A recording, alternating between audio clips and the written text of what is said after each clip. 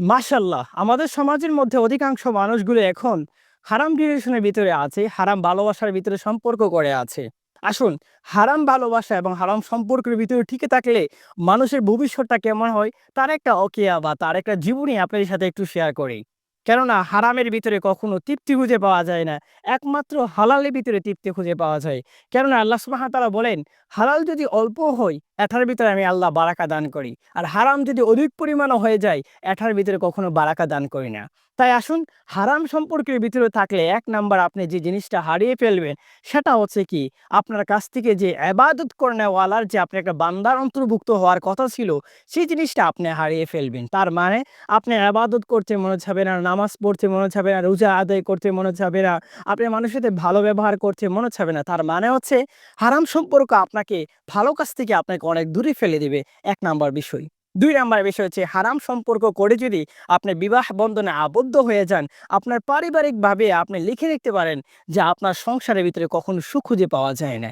কোন এক কবি আমাকে একদিন বলেছিলেন যে মানুষটা হারাম সম্পর্কের ভিতরে সম্পর্কিত হয়ে বিবাহ বন্ধনে আবদ্ধ হয়েছেন, তার ভবিষ্যৎটাও যেন অন্ধকার হয়ে দাঁড়ায়। কিভাবে? সে বিষয়ে আমরা একটু ক্লিয়ার করি।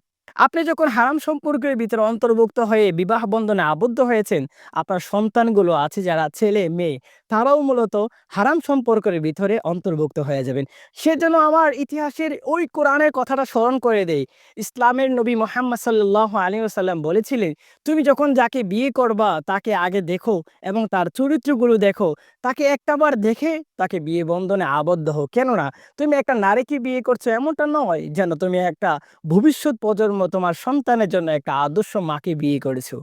তার মানে হচ্ছে ইসলামের নবী বলেছেন, তুমি অচেনা একজন মানুষকে তুমি বিবাহ বন্ধনে আবদ্ধ হও তাকে জাস্টিফাই করো যাচাই-বাছাইয়ের মাধ্যমে। আর আমি আর আপনি যাচাই-বাছাইটা এখন এমনভাবে করে ফেললাম, আগে থেকে রিলেশনশিপ, ভালোবাসা, গল্প, কথা বলা, তুই তাহার ব্যবহার করা, তার মাধ্যমে আমরা বিবাহ বন্ধনে আবদ্ধ হয়েছি। প্রিয় ভাই আমার, হারাম সম্পর্কের ভিতরে কখনো সুখ খুঁজে পাওয়া যায় নাই। তার আরেকটা গল্প আপনাদের সাথে শেয়ার করি।